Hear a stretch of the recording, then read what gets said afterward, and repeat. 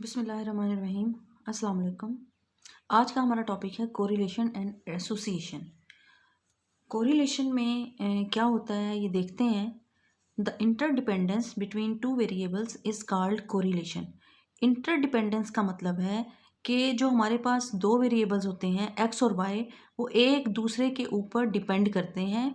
यानी अगर एक कोई चीज़ बढ़ रही है तो मतलब कि एक्स अगर बढ़ रहा है तो वाई भी बढ़ेगा, एक्स अगर कम हो रहा है तो वाई भी कम होगा। यानी एक दूसरे के ऊपर वो डिपेंड नहीं करेंगे। अगर एक्स की वैल्यू इंक्रीज़ हो रही है तो वाई की वैल्यू भी इंक्रीज़ हो जाएगी ऑटोमेटिकली। अगर एक्स की वैल्यू कम हो रही है तो वाई की वैल्यू भी खुद ब खुद ही कम हो जाएगी। और अगर एक्स की वैल्यू बढ़ रही है तो वाई की वैल्यू कम हो सकती है, और अगर एक्स की वैल्यू कम हो रही है तो वाई की वैल्यू बढ़ सकती है। मतलब ये कि अगर एक वेरिएबल पे कोई चीज़ इफ़ेक्ट कर रही है तो दूसरा वेरिएबल खुद ब खुद इंक्रीज़ या डिक्रीज़ हो जाएगा। आगे चलते हैं और फिर इसको दोबारा से समझते हैं। If the two variables vary in such a way that a change in one variable is accompanied by a change in the other variable, the variables are said to be correlated. So, correlation is the degree of covariation between two variables. If the two variables move in the same direction, the correlation is called positive. मैंने भी आपको ये बताया है कि अगर x variable increase हो रहा हो और y वेरिएबल भी इंक्रीज़ होना शुरू हो जाए तो उस सूरत में पॉजिटिव कोरिलेशन होगी। और for example, increase in the height of children is accompanied by the increase in their weight. जैसा कि अगर हम बच्चों की हाइट को x से डिनोट करें और उनके वेट को y से डिनोट करें तो ये होता है कि अगर बच्चों की हाइट बढ़ रही है यानी x में इजाफा हो रहा है तो उनके वेट में भी इजाफा होता जाता है, और अगर बच्चों की हाइट कम है तो उनका वेट भी उसी हिसाब से कम होगा। इसको जो है वो कहते हैं पॉजिटिव कोरिलेशन या डायरेक्ट कोरिलेशन। पॉजिटिव या direct. Increase in temperature in summer increase in the sale of room coolers. जैसे ही गर्मियाँ आती हैं और गर्मी की शिद्दत में इजाफा होता है तो रूम कूलर्स और एसी की डिमांड भी बढ़ जाती है। यानी गर्मी ज़्यादा हुई तो एसी और रूम कूलर्स की जो सेल है वो भी ज़्यादा हो गई। जैसे ही गर्मी कम हो जाती है एसी और रूम कूलर्स की जो डिमांड है वो भी कम हो जाती है। या इसी तरह से जब सर्दियाँ आती हैं, सर्दी की शिद्दत में जैसे जैसे इजाफा होता जाता है हीटर्स की सेल में भी उसी तरह से इजाफा होता जाता है। और इसी तरह से गर्म जो कपड़े हैं वो भी सर्दी की शिद्दत में इजाफे के साथ साथ गर्म कपड़ों की सेल भी बढ़ जाती है। तो इसको डायरेक्ट कोरिलेशन कहते हैं या पॉजिटिव कोरिलेशन कहा जाता है। यहाँ पर एक और चीज़ है, अगर एक वेरिएबल यानी x की वैल्यू बढ़ रही है तो और y की वैल्यू जो है वो कम हो रही है तो उस सूरत में जो हमारे पास कोरिलेशन होगी वो ऑपोजिट डायरेक्शन में मूव करेगी। तो हमारे पास कोरिलेशन जो है वो नेगेटिव कोरिलेशन कहलाएगी या इन्वर्स कोरिलेशन कहलाएगी। अभी हमने ऊपर पढ़ा था कि जब x बढ़ रहा हो और y भी बढ़ रहा हो तो हमारे पास जो कोरिलेशन होती है वो पॉजिटिव होती है या डायरेक्ट होती है। लेकिन जब ऑपोजिट हो यानी एक x वेरिएबल बढ़ रहा हो और दूसरा वेरिएबल y कम हो रहा हो, यानी एक की चीज़ में एक वेरिएबल में इंक्रीमेंट हो रहा है और दूसरी में डिक्रीमेंट हो रहा हो तो उसको नेगेटिव कोरिलेशन कहा जाता है या इन्वर्स कोरिलेशन कहा जाता है। इसकी एग्जांपल कुछ इस तरह से हो सकती है कि increase in the supply of a commodity decreases it's price. कि जैसे ही किसी चीज़ की सप्लाई बढ़ जाती है उसकी प्राइस कम हो जाती है। मतलब ये कि मार्केट में अगर किसी चीज़ का इजाफा हो जाए, उसकी सप्लाई बहुत ज़्यादा आ जाए तो जो दुकानदार हैं उसकी जो प्राइस है वो ऑटोमेटिकली कम कर देते हैं। इसी तरह से अगर जो है किसी चीज़ की शॉर्टेज हो मार्केट में तो उसकी जो प्राइस है वो भी ज़्यादा ही हो जाती है, ज़्यादा कर देते हैं shopkeepers. The decrease in temperature in summer increases the sale of overcoats. जैसे ही टेम्परेचर में इजाफा होता है, गर्मी में इजाफा होता है तो ओवरकोट या गर्म कपड़ों की जो सेल है वो कम होती जाती है। If no relationship is indicated between two variables, अगर कोई भी रिलेशनशिप दो वेरिएबल्स में ना नज़र आ रहा हो, यानी x और y जो है वो उसी पोजीशन पे खड़े हों, ना तो वो बढ़ रहा हो और ना ही कम हो रहे हों, x और y की वैल्यू अगर कांस्टेंट रहे तो दोनों वेरिएबल्स जो हैं वो अनकोरिलेटेड कहलाते हैं, यानी उनमें कोरिलेशन नहीं पाई जाती। यहाँ पर अगर रिग्रेशन की और कोरिलेशन का मुआवजा किया जाए तो रिग्रेशन इक्वेशन हमारे पास थी y is equal to a plus b x, यानी ये वाला जो था वो जो वेरिएबल है, एक वेरिएबल यहाँ पर y था, इस y वेरिएबल को कहा जाता है डिपेंडेंट वेरिएबल और इसको कहा जाता है x वेरिएबल को इंडिपेंडेंट वेरिएबल।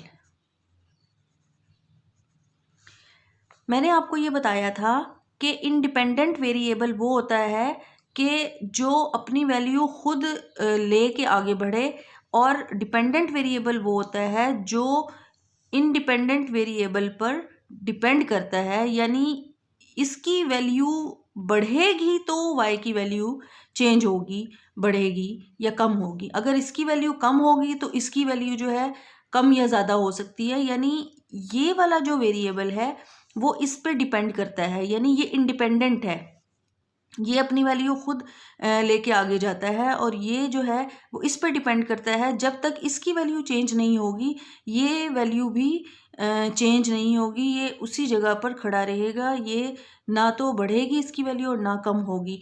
लेकिन ये तो मैं आपको बता रही हूँ रिग्रेशन केस में, लेकिन अगर कोरिलेशन का केस हो तो कोरिलेशन के केस में क्या होगा, मैंने आपको ये बताया है कि x और y ये जो दोनों वेरिएबल्स हैं कोरिलेशन केस में ये इंडिपेंडेंट होते हैं, बोथ आर इंडिपेंडेंट। यहाँ मैं लिख भी देती हूँ, both x and y are independent, यानी इन दोनों का एक दूसरे के ऊपर कोई असर नहीं होता। x अपनी वैल्यू खुद लेता है, y अपनी वैल्यू खुद लेता है, यानी यहाँ पर तो रिग्रेशन में तो एक वैल्यू के लेने से दूसरी वैल्यू बढ़ती है या एक वैल्यू के कम होने से दूसरी वैल्यू कम होती है, लेकिन कोरिलेशन में ऐसा नहीं होता। कोरिलेशन में x और y अपनी अलग अलग वैल्यूज़ एज्यूम करते हैं, यानी ये आपस में इनका कोई रिलेशनशिप इस तरह से नहीं होता कि एक चीज़ के बढ़ने से दूसरी चीज़ बढ़ रही हो। मतलब ये है कि x अगर बढ़ रहा है तो y खुद ब खुद बढ़ना शुरू हो जाएगा, ये इसकी वैल्यू एज्यूम करके नहीं बढ़ेगा। और अगर y बढ़ रहा है तो x अपनी मर्ज़ी से बढ़ेगा, वो इसकी वैल्यू एज्यूम करके नहीं बढ़ेगा या कम नहीं होगा। ये आपस में जो है वो कोरिलेशन इस तरह से डेवलप करते हैं कि इन दोनों की वैल्यूज़ अपनी अपनी होती है और ये अपनी अपनी वैल्यूज़ ले के आगे बढ़ते हैं। एक और चीज़ यहाँ पर नोट करने के लिए है कि जो डिपेंडेंट वेरिएबल है, जो रिग्रेशन में हमने पढ़ा था, डिपेंडेंट वेरिएबल वो रैंडम वेरिएबल भी होता है, और जो इंडिपेंडेंट वेरिएबल है वो नॉन रैंडम वेरिएबल होता है। यानी एक वेरिएबल डिपेंडेंट जो है वो रैंडम वेरिएबल कहलाता है और दूसरा वेरिएबल इंडिपेंडेंट जो है वो नॉन रैंडम वेरिएबल कहलाता है। ये रैंडम वेरिएबल है और ये नॉन रैंडम वेरिएबल है, जबकि कोरिलेशन में ये दोनों वेरिएबल्स, चाहे वो x हो चाहे वो y है, वो दोनों ही रैंडम वेरिएबल्स कहलाएंगे, यानी वो आपस में जो है वो डिपेंड नहीं करेंगे, इसलिए इन दोनों वेरिएबल्स को रैंडम वेरिएबल्स कहा जाता है। अब हम चलते हैं कोरिलेशन के फार्मूलाज की तरफ। कोरिलेशन के फार्मूलाज भी सेम उसी तरह से हैं जैसे हमने रिग्रेशन के फार्मूलाज पढ़े थे। रिग्रेशन में थोड़ा सा चेंज होगा और कोरिलेशन में जो फार्मूलाज हैं वो थोड़े से चेंज होंगे। जैसे पहला फार्मूला जो हमारे पास रिग्रेशन का था वो था summation x minus x bar into y minus Y bar divided by, यहाँ पर जो हम रिग्रेशन के लिए हम करते थे तो यहाँ पर बी वाई ऑन एक्स और बी एक्स ऑन वाई ये चीज़ चलती थी, लेकिन यहाँ पर कोरिलेशन में ऐसा नहीं है। कोरिलेशन में एक्स ऑन वाई या वाई ऑन एक्स ये दोनों सेम है। इस लिहाज से जो यहाँ पर फार्मूला बनेगा उसके लिए x माइनस एक्स बार का square summation y minus Y bar का स्क्वायर और इसका जो है वो अंडर रूट। ये थोड़ा सा डिफरेंस है रिग्रेशन और कोरिलेशन में। ऊपर वाली वैल्यू जो है वो जैसे ही रिग्रेशन की थी उसी तरह से कोरिलेशन में हम यहाँ पर फार्मूले में लगाएंगे, लेकिन यहाँ पर जो डिनोमिनेटर है इसको कहते हैं डिनोमिनेटर, इसको कहते हैं न्यूमरेटर। यानी मतलब कि अगर हमारे पास 2/3 एक वैल्यू है, एक फ्रैक्शन है, तो ये वाली जो है इसको कहा जाता है न्यूमरेटर और इसको कहते हैं डिनोमिनेटर। तो ये जो डिनोमिनेटर है या जो नीचे वाली वैल्यू है वो चेंज हो जाएगी। पहले हम सिर्फ या तो x की वैल्यू नीचे रखते थे या y की वैल्यू नीचे रखते थे, लेकिन यहाँ पर अब x और y दोनों की मल्टीप्लिकेशन होगी और फिर उसका अंडर रूट होगा। यहाँ पर दूसरी जो वैल्यू है r की, यानी ये कहलाता है coefficient of correlation. r is called coefficient of correlation. इसका जो दूसरा फार्मूला है वो सेम रिग्रेशन के फार्मूले के बेस पर है, यानी n summation x Y minus summation x summation y divided by, यहाँ पर हम या तो x की वैल्यू नीचे रखते थे या सिर्फ y की, अब यहाँ पर दोनों आएंगी, यानी n summation x square minus summation x whole square. ये एक वैल्यू x के लिए आ गई, y के लिए n summation Y square minus summation y whole square और फिर इसका अंडर रूट लेना ना भूलिएगा। यहाँ पर जो कोफिशिएंट ऑफ कोरिलेशन है उसमें डिनोमिनेटर में अंडर रूट की वैल्यू ज़रूर आती है। नेक्स्ट फार्मूला इसका है summation x Y minus N X bar Y bar. यहाँ पर आएगा summation x square minus N X bar का स्क्वायर। ये एक्स की जो है वैल्यू आ गई और यहाँ पर summation Y square minus N Y bar square और फिर इसका अंडर रूट। यहाँ पर ये वो मेन फार्मूलाज हो गए जो हमने रिग्रेशन में भी पढ़े थे। इसका एक और फार्मूला हम लेके चलते हैं जो बहुत इम्पोर्टेंट है, और वो ये है कि जो कोरिलेशन कोफिशिएंट है वो b y on x and b x on y, इसकी मल्टीप्लिकेशन के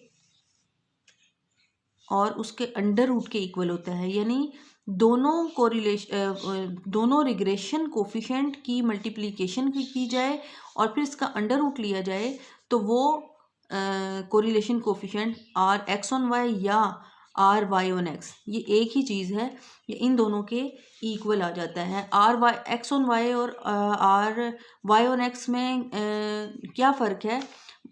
इसमें दोनों में कोई फ़र्क नहीं है। अगर आर एक्स ऑन वाई की वैल्यू 2 आ रही है तो आर वाई ऑन एक्स की वैल्यू भी 2 ही आएगी, ठीक है। और ये दोनों है मल्टीप्लिकेशन ऑफ रिग्रेशन कोफिशिएंट और उसका अंडर रूट। यानी जब दो चीज़ों का मल्टीप्लिकेशन किया जाए और उसका अंडर रूट लिया जाए तो उसको ज्योमेट्रिक मीन भी कहा जाता है। यानी geometric mean of regression coefficient is called correlation coefficient. ये सारे के सारे तो ऊपर वाले वही फार्मूलाज थे जो हमने रिग्रेशन में भी यूज़ किए थे। सिर्फ फ़र्क इतना है कि हमने यहाँ पर सिर्फ x या सिर्फ y के बजाय x और y दोनों को की वैल्यूज़ को मल्टीप्लाई किया और उसका अंडर रूट लिया है। बाकी आपने देखा होगा कि इसकी कैलकुलेशन भी वैसे ही होगी जैसी हमने उसमें रिग्रेशन में की थी। कोरिलेशन की कैलकुलेशन सेम टू सेम वैसी हैं, बस थोड़ा सा फार्मूले का डिफरेंस है। एक और फार्मूला जो बहुत ज़्यादा यूज़ होता है वो कुछ इस तरह से है, summation x Y minus N X bar Y bar. यहाँ पर हमने लेना है एन एस एक्स और एस वाई। ये एक एक्स्ट्रा फार्मूला है जो आपको याद करना है कि अगर हमें क्वेश्चन में डायरेक्ट एन की वैल्यू, एस एक्स की वैल्यू या एस वाई की वैल्यू दे दी जाए तो हमारे पास, हमें ये वाला फार्मूला याद होगा तो हम कोरिलेशन कोफिशिएंट की वैल्यू फाइंड कर सकेंगे। एक और बहुत इम्पॉर्टेंट बात वो ये कि the value of correlation coefficient are always lies between -1 and +1। इसका मतलब ये है, यानी r की वैल्यू हमेशा -1 और +1 के दरमियान ही रहेगी, ना तो ये इससे मज़ीद कम हो सकेगी और ना ही +1 से ज़्यादा हो सकेगी। मतलब ये कि r की वैल्यू या तो -1 भी हो सकती है, r की वैल्यू +1 भी हो सकती है, और r की वैल्यू हमेशा इसके दरमियान ही लाई करेगी, यानी ये 0 है, ये -1 है, ये +1 है, यानी 1 पॉइंट समथिंग आर की वैल्यू नहीं हो सकती, और इसी तरह से -1 पॉइंट समथिंग आर की वैल्यू नहीं हो सकती। इसकी वैल्यू हमेशा -1 और +1 के दरमियान ही घूमती रहती है, यानी 0 पॉइंट समथिंग या -0 पॉइंट समथिंग कुछ हो सकती है, या एग्जैक्ट -1 और एग्जैक्ट +1 भी हो सकती है, या 0.92 हो सकती है, 0.29 हो सकती है, -0.92 हो सकती है, -0.29 हो सकती है, यानी 0 पॉइंट समथिंग भी हो सकती है और -1 और +1 के दरमियान भी लाई कर सकती है। यहाँ देखें, if r is equal to +1 then the correlation is perfect positive. The correlation is perfect positive. If r is equal to -1 then the correlation is perfect negative.